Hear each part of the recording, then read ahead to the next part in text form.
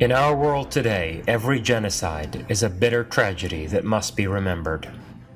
But one of the greatest genocides in history, a genocide that continues to have a hidden impact on the modern world, has been forgotten. This is a genocide that brought with it the murder of a culture and a traumatic rupture in the progressive evolution of human civilization. The Arab onslaught on Iran was a genocide in every sense of the word.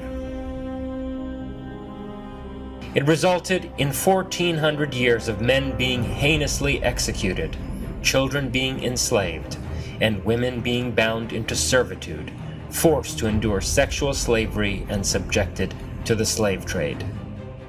Many died of hunger, and others humiliatingly converted to the religion of the invaders just to survive and gain some measure of security. The historic Persian Empire was destroyed, and centuries of cultural production in ancient Iran were scattered to the winds.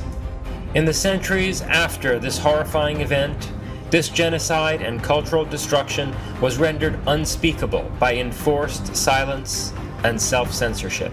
After the rape and plunder of Iran, the Muslims were able to secure the wealth and muster the courage for a conquest of much of the rest of the civilized world. This onslaught was not only a question of mass murder.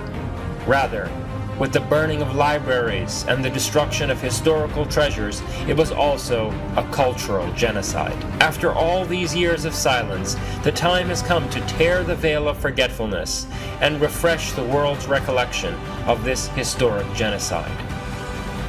From November 16th to 18th, every year, at every place in the world and in the company of all those whose hearts are full of love for Iran and Iranians, we will gather together to recount and remember this moving story that is more relevant today than ever before.